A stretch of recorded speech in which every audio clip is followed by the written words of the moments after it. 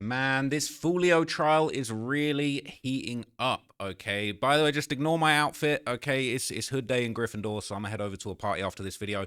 But look, I'm very just, like, gripped by everything that's going on in this Foolio trial, okay? Like, I'm gonna be doing some bigger, more comprehensive updates. I got a few things going on at the moment, so I haven't been able to dig into absolutely everything yet. But in the next few days, over the next few weeks, as this trial continues, I'll be giving you all of the updates. But I wanted to just touch on a few really interesting things that have been going around on the Reddit today, because man, there's just some really sad stuff going on, and it really sounds like Foolio really just didn't have a chance that day when those shooters came to take his life, man. So there's been new testimony in here, and shout out to Cuff Boys, man. He's been covering this too, doing a great job.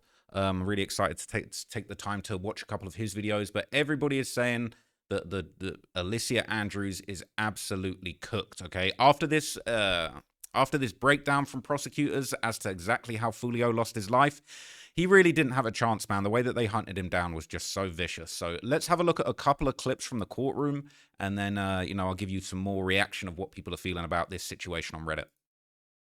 We had carefully planned, and now we're orchestrating. Unable to run, unable to dive or even duck, basically caged in the front seat of his car. He was basically a sitting duck. They moved rapidly into their pre-planned position, into their firing location, and then they immediately unleashed a hellish onslaught, affecting a precisely coordinated violence of action, sending a barrage, a wall of hot lead, crashing into the only barriers between Charles Jones living and Charles Jones dying. Those barriers, the automotive glass, the sheet metal of the front of his Dodge Charger, which were absolutely no match for the high-powered 5.56 and 300 blackout caliber rifle rounds, which were now traveling at him, directed at him at thousands of feet per second. Each one of them carrying over 1,200 foot-pounds of energy, directed specifically at Charles Jones. A Glock 9mm handgun was being utilized by one of these conspirators, a handgun that wasn't just Oh my God, they put a switch on it. I forgot. a semi-automatic handgun. It had been converted to a fully automatic hand cannon, and now it was running wide open, dumping all 30 rounds of its magazine through the front end and the windshield of that Dodge Charger. All of that gunfire filling the dark, early morning hours with booming concussion and bright flashing muzzle flashes as these high-pressured and high-powered rounds flooded the atmosphere in front of that Dodge Charger. He's really painting a picture here to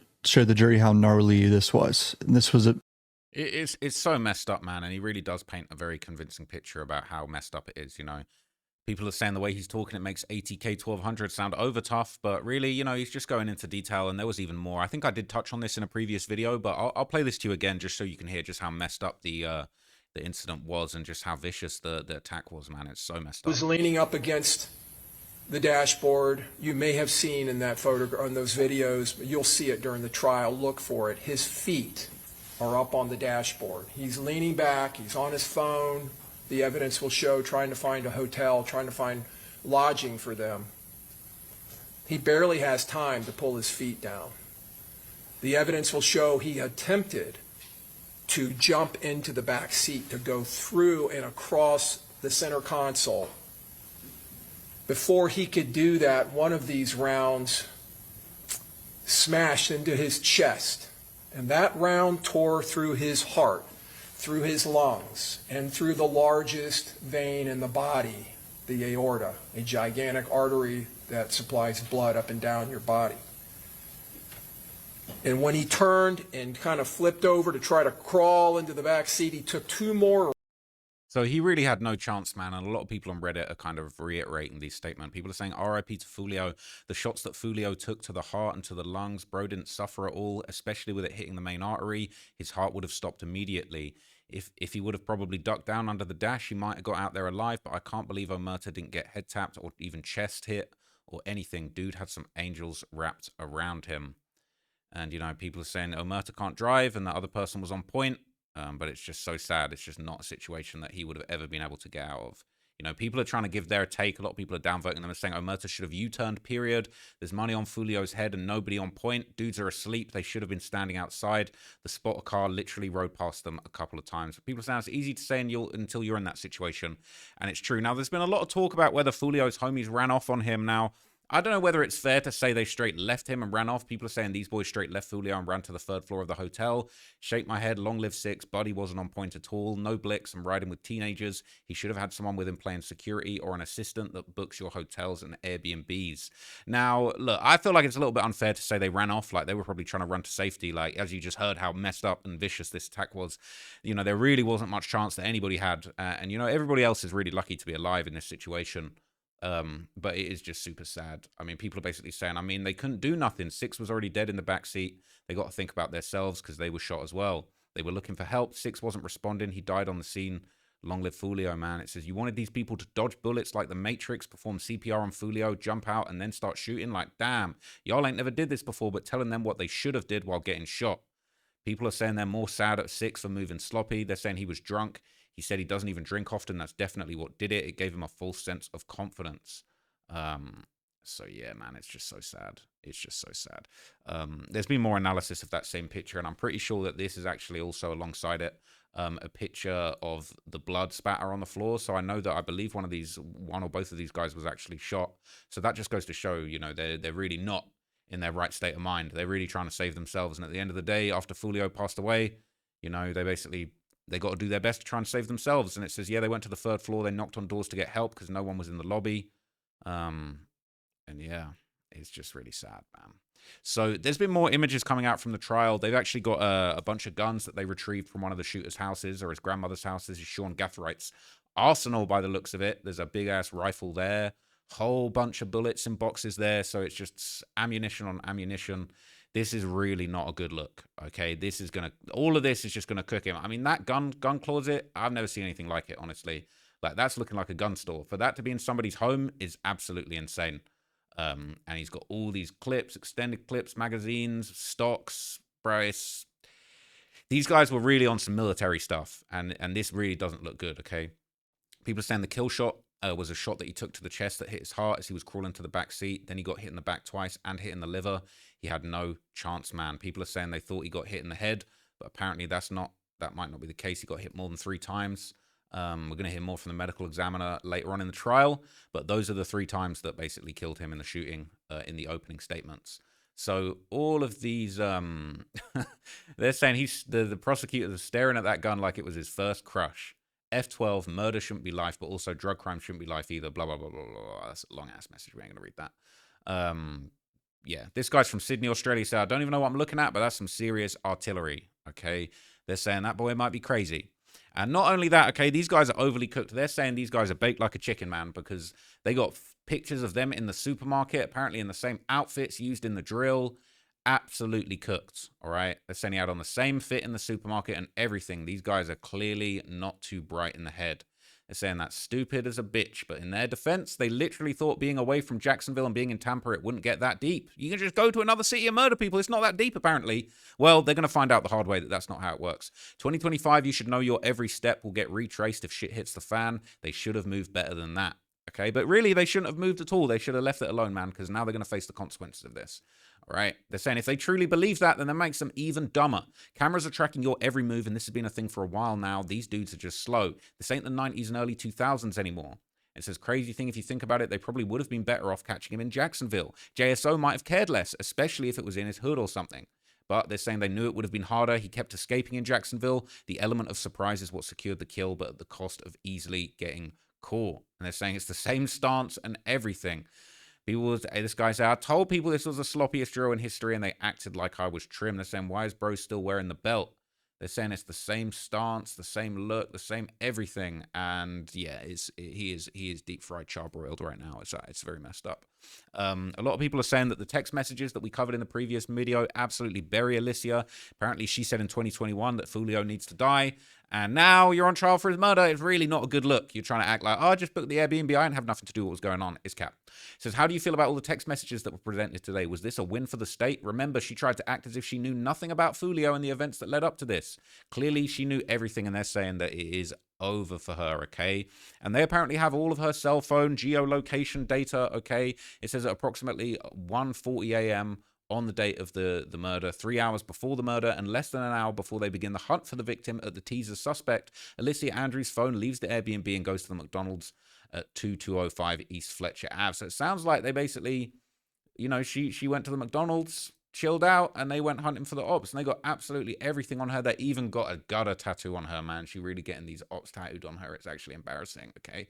So they've geolocated her phone to the exact location. It is a bad look. They're all getting in the car together. Rashad Murphy in jeans consistent with the ones he was wearing when caught driving the suspect silver Cruise in Gwinnett County, Georgia, 2 days later. You ain't even changed your jeans. That's how dumb you guys are. It says they were seen at McDonald's with their faces clearly on camera. The state has evidence showing Alicia and Gutter getting out of the car at the hotel, stalking Foolio before the murder. Her phone later pinged at the murder site. Then Alicia Andrews was spotted at the Airbnb with Gutter's name tattooed on her. That is such a bad look.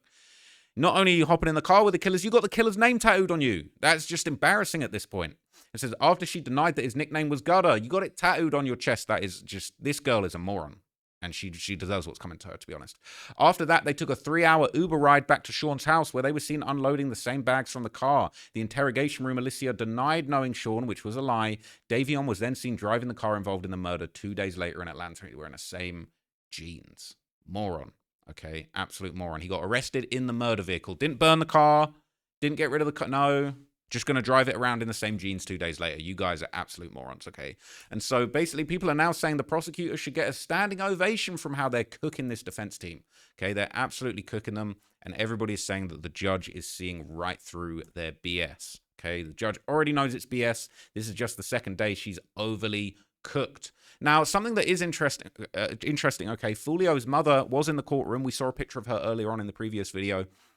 And she actually went live and gave some of her thoughts on the trial after day 2 actually ended. So let's hear some of what Foolio's mum was saying. So first off, she would basically touch on how the defense's whole initial claims have been completely contradicted. She basically recalls the opening statements from the defense, which claimed Alicia Andrews was just going on a trip with her boyfriend, didn't know any of these gang members, didn't know what was going on in the streets. But then those text messages basically cooked her. So Foolio's mum kind of gives her thoughts on that here. It's not the best audio, but hopefully you can still hear. And what y'all think about the text messages? Because in opening statement, in the defense opening statement, they say that the girl, don't know no gang members. She don't know none of Gutter's they friends. She don't know nobody that's affiliated with him. She don't know none of that. She just was simply going on a trip with her boyfriend. Okay. But it's some text messages came about, right? Her attorney want them text messages to be brought up in court. They filed the motion right there to not bring the text messages forward. So one of her attorneys was like, well, she don't see no, she is irrelevant. So the judge was like, but how is it irrelevant when during opening statement your counterpart said that she don't know none of these people, whatever. Anyway, to make a long story short, we was able to do this, get the text messages out now. So the text messages is her and her friend, her best friend, that been knowing her relationship with Gutter Day, the boyfriend, stated that she done took over, they done met a couple of times at her house. Seems they got an on-off relationship, but let's get into it. So the message, and it ain't word for word, but I'm just gonna break it down.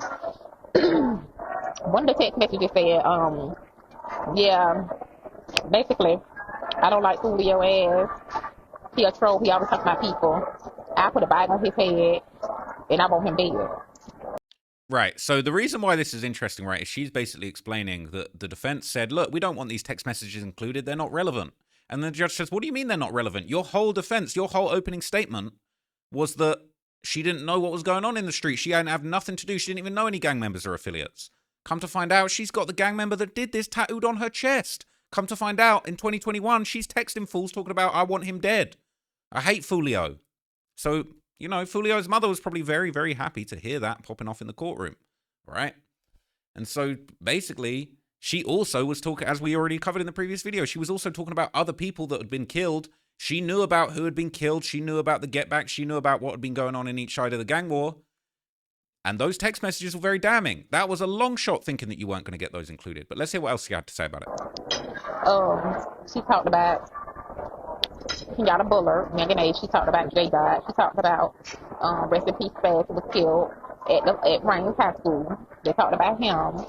They talked about they kept going back and forth talking about all these people. They talked about Tyrese K40. But honey, your lawyer, your attorney just said that you don't know none of these people. She's cooking her, man. She's saying, honey, your lawyer just said you didn't know none of these people. Now you in text messages talking about the whole gang war. You in text messages talking like it's a whole Deadly War of Jacksonville video like I did 4 years ago. You know what I'm saying? Like, she knows everything that's going on. None of these people at all. But you do know these people. She had all the tea about who did this, did that. So she's saying she had all the tea. She was gossiping about who killed who, how she wanted Foolio dead. And it absolutely provides a motive. Damning. She talked about people who had done, text about people who had done, got killed and everything. So, hey, DeAndre Brown. So she knew the tea. She said, I want him dead. Definitely like 2021 or something like that. But she don't know these people now. She don't know them. She ain't never seen them before. She ain't never heard of them. But it's so true, man. She just puts it into words so eloquently, man. She's saying, look, she's talking about she wants them dead. She knows all the people that died. But now she wants to come to court and talk about, I don't know these people. I've never heard of these people. Bro, you got gang members tatted on your chest. What the hell are you talking about? all of a sudden, you know, the text messages show that that was a lie. That was blatantly a lie. So that's why I asked y'all what y'all think about that. Then I want to know what y'all think about, what's up, Monica? I want to know what y'all think about Sean Gaffrey grandmama. Granny got it there. What thing about grandmamas? They love their son, Fanny. They love their son. Charles grandma ain't play by him at all. See if I can hold this up. So she's about to explain that Sean Gathrite's grandmother was testifying in the court and basically, you know, trying to clean up. When we see him cleaning up the car after the murder, the grandmother basically says, you know, she told him to clean the car. She wanted to, you know, she wanted to just, you know, she wanted him to clean up the car. She wanted him to have a pressure washing, like all this crazy stuff that don't make no sense. It's just so happened you was asking him to clean the car the day after a hit. Like, it makes no sense. And Foolio's mum's about to tear it apart. Granny says that Sean Gaffrey came over there, honey, and he said, Grandma. And she was in the garage, and she done got colonized. They asked her, do she remember the statement that she gave, I guess it's hit, she done got her little stores all mixed up. So that the only reason why we seen him cleaning that car, right? Yeah, that grandma lied. We seen him cleaning that car. She said she told him to clean the car because they leave all type of stuff in there and stuff like that. So he told him to clean the car. And the reason why he wanted her SUV because he got a pressure washing company. And so that supposedly in the bag, that's supposed to be in the pressure washing equipment. I'm just doing Grandma was lying through her teeth. So she's basically saying that grandma was lying through her teeth. You know, he came home from a drill, he wiped down the car, and then switched up and took her SUV. And the grandmother saying, "No, I ain't got nothing to do with no murder. No. I just wanted him to clean up the car because he always leaves a mess in the car, and he wants to go and start a pressure washing business. So I gave him the SUV to go take it away." Absolute cap. Okay, absolute cap. So she basically goes on to say somebody put their girlfriend in this mess and another put their grandma in this mess. It's just so embarrassing. Okay, and then she basically goes on to explain how other lies were caught out in courtroom related to the firearm. And that relates to the grandmother again, all right? So listen to this. So I wonder what the mama gonna say. Because remember, let's back it up. She saying they asked her grandson had any firearm ammunition, anything that she know of. She said no. Granny, your grandson was in a whole shootout in Mississippi and not on bond. Shot 3 people. Savage, man. She's saying the grandmother said that my grandson didn't have no firearms. I didn't know of him having access to any firearms. And she clapped back. She said, your grandson was in a whole shootout in Mississippi and he was on bond for shooting 3 people. Ain't no way you didn't know about that. It's cap. All right? It's cap. Okay? So basically, and all this stuff got found at the grandma's house, all these guns, all of those guns that I just showed you a minute ago, that's from Granny's house. Oh, come on back, Granny. So, I don't know what the mama was saying. All the stuff, the ammunition and all that stuff, the casings was in the safe at the mama house where he stayed at.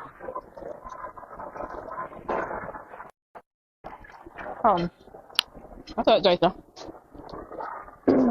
Jason, you see grandma take the stand.